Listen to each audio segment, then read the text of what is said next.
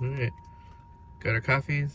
Yep, got my lavender fields, sugar-free, with sugar-free white chocolate.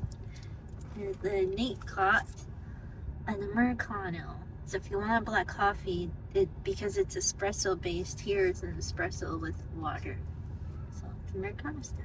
All right. And then on the road to the place. Yeah, we're gonna go pick a blueberry.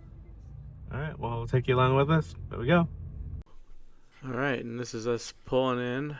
Go down a small dirt road here. You could already see it. Looks real nice. Just before 9 a.m. by a few minutes. They open at 9. So you could see how crowded it was. And I didn't find this out until we were leaving. But apparently, normally they charge a fee to get in here. And this particular weekend, they did not. So you'll see it does get busier, and that could very well be why. But once Mars and I started walking up, you see they got the QR code there if you guys want to pause it and scan, find out more information. You see they offer summer camp activities. This here is kind of a map, shows you where certain things are. Basically, oh, and you can get a wagon. I don't think there was a fee for those. The buckets, no fee, just to have the bucket. But then once you fill it up, they'll charge you by the weight. Um, this is, I think, some of the peach trees, I believe, as we're coming in. And then, of course, little fun photo ops, kind of all around the place. You can tell it's, family run, basically, kind of makeshift, but at the same time, then you see places like this, they've obviously paid to have a lot of really good work done. So even not having been, through the transition and like the growth of this place, you can kind of see it. You see little elements of probably when it was more small, you would call it like a mom and pop kind of run place, and then up to where it is now, which is a much more, almost commercial sized place. You see the grounds here; it's pretty big. And here's a look at the bucket, by the way. It's a 1 gallon bucket, so pretty big. I mean, that's a lot of blueberries. You see all the pavers. I was real taken by that. And then the buildings, well done. And we'll show you a little closer look at the shops and the eateries, basically. So they told us which fields were open. And so we made our way over to the fields. This is me just getting a few close ups of some of the first blueberries we came upon. But it's very well maintained. And again, there's no rules other than where to go. The different colored flags at the end of each row are a different strand of blueberry, so there is some difference in taste, which was kind of unique. So if there's one that hit your fancy, you want to kind of pick from that row. But you can see just how plentiful they were, and obviously not hard. And look how big they are. They're huge blueberries, which is terrific. And they do say you can eat while you pick, which is cool. They just said it's not an all you can eat, right? So don't be a jerk about it.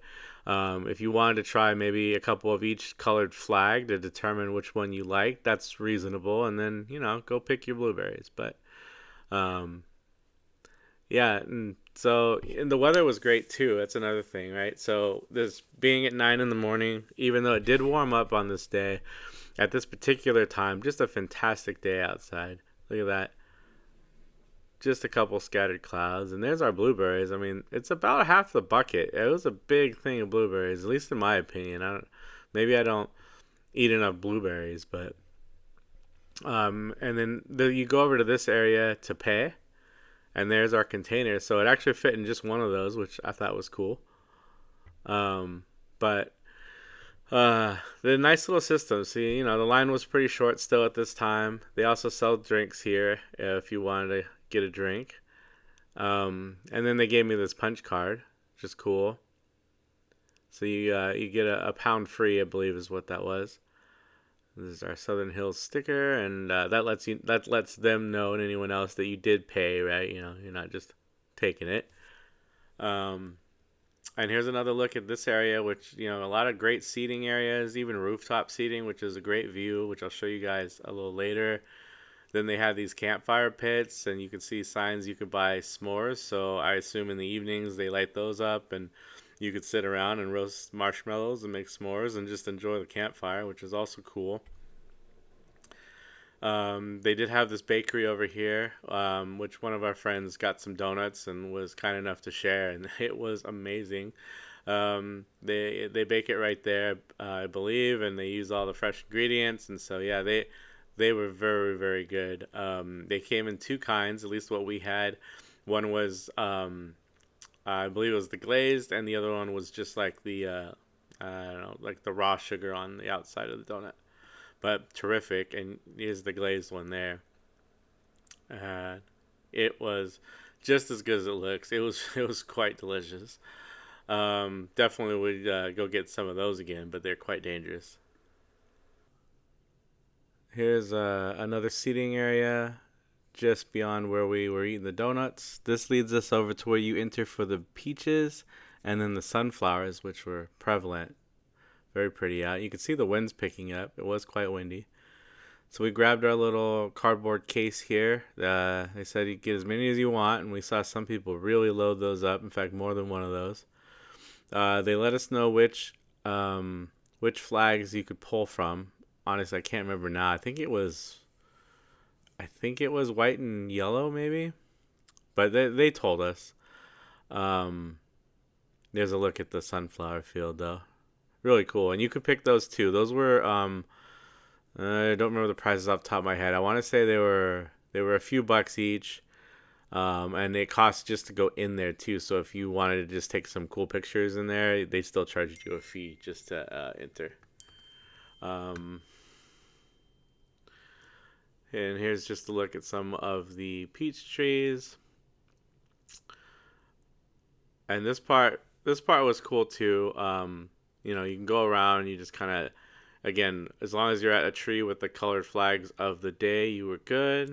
And might dissolve into the sun there. But it was cool. Just unlike the blueberries, you kind of had to look around a little more. I think that's what made the difference. Is you know you wanted to find some that were ripe and that were just a little soft, but not too hard and all that stuff.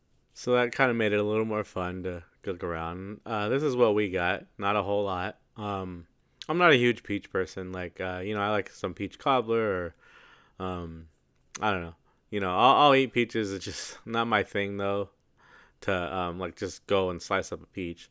Here's some pre-picked onions and cucumbers. There is a vegetable section too. But here we are. Sorry, I'm jumping around over to the food area, and this area is real nice. You can see this huge covered area. These basically permanent food trucks because you can notice the exhaust is built right into the roof.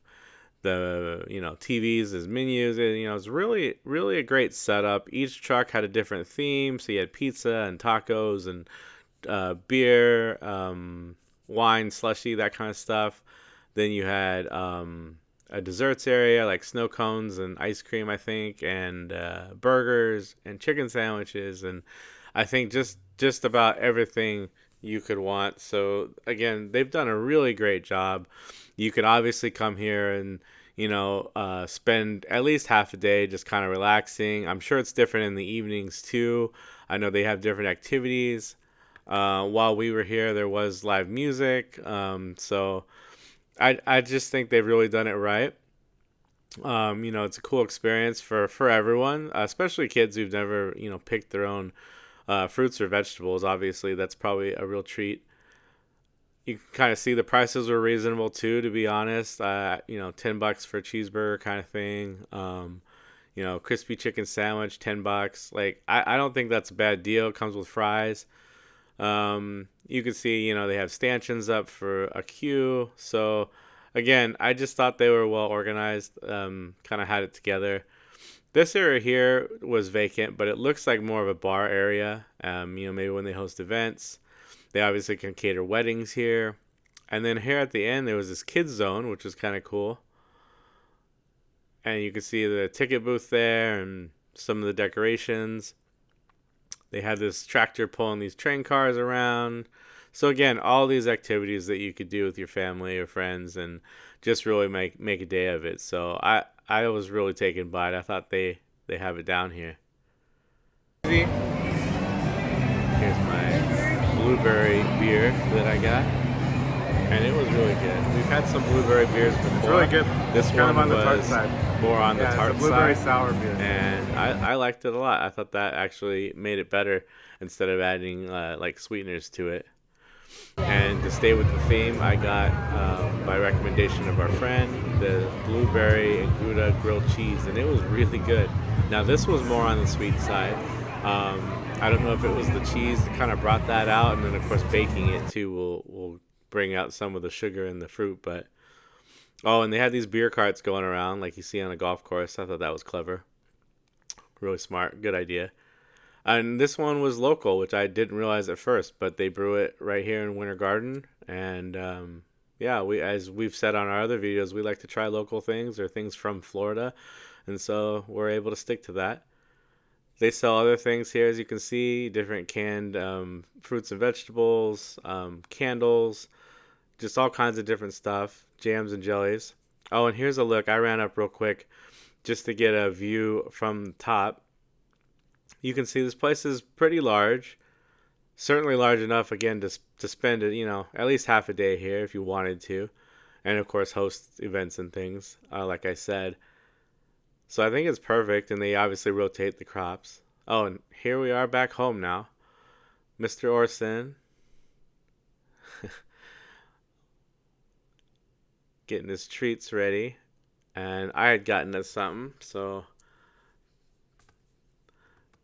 as you know, Coke has done their specialty bottles for a while, and so I got us some special ones, basically kind of commemorate getting Orson. Since Mars and I do have our own already, and here they are. So, anyways, I thought these are cool, and yeah, it's our little Coke bottles. Hey guys, this is me from our living room this time because I'm watching Mr. Orson here. He's enjoying a little treat next to me. Um, Anyway, thank you guys for tuning in. It was fun making this video, and thanks to our friends for inviting us out here. It was just something different. Maybe not something you would do as a tourist, but definitely for locals. I thought this was a really great thing, and we'll definitely go back to get fresh fruit like that, but then kind of make an activity out of it. I thought it was really cool. Trying to think of what I paid for the blueberries. It wasn't much, maybe $10. And you saw how much we got. I mean, it's a huge thing of blueberries. The peaches, I think, were close to the same too. I think it was maybe eight to $10, something like that. It wasn't a whole lot. Um, the grilled cheese was about the same, so I think I paid like $10 each time I paid for something. So that was cool, and you saw free parking at least on this particular day. So anyway, just as always, trying to shine a spotlight on more kind of local things here in Florida, just for those that are tuning in to try to get a feel for what there is to do around here, and kind of just a sense of community and a sense of the area outside of the theme park. So we hope you enjoyed it, and until next time, bye bye.